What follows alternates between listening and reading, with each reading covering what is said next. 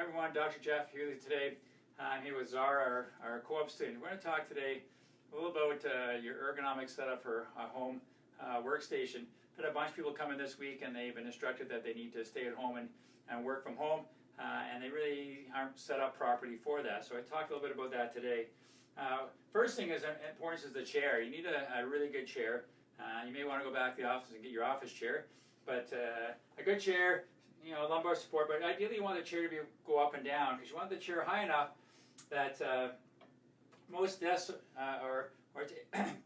the tables are 29 to 30 inches above the ground, so you want to get high enough that your thigh is about 2 to 3 inches from the top of the table. You also want that thigh to be 90 degrees at the hip joint and as close to 90 degrees going down as we can. So what's happening here is we got the chair up nice and high, and we can't get Zara's feet to be on the ground, so we've taken some stacks of paper and put them on the ground so her feet aren't dangling, so they're on the ground. So here we are, 90 degrees here, 90 degrees here, 90 degrees here. Her elbows should be comfortable. Again, 90 degrees here going out to the keyboard. She should be able to reach the keyboard very comfortably. The monitor should be about arm's length away, and it should be about, the top should be about eye level. So what we've done here is we've taken some books to bring that monitor up to eye level. If you have a monitor that tilts, that'd be even better, so that you can get rid of the glare, but ours doesn't do that, so that's what we've got. The mouse should be comfortable reach away. You don't want to be reaching for anything. Trying to use the elbow as much as you can for using the mouse. The telephone should be on the opposite side of the mouse. You don't want to be having to cradle the phone in your ear while you're using the mouse, so on the opposite side would be good. So this is kind of a good setup for you. So again, she's comfortable here, 90 degrees here. Thigh about 2 or 3 inches from the top of the table. Arms, nothing reaching out. So this would be an ideal type of workstation you can set up at home.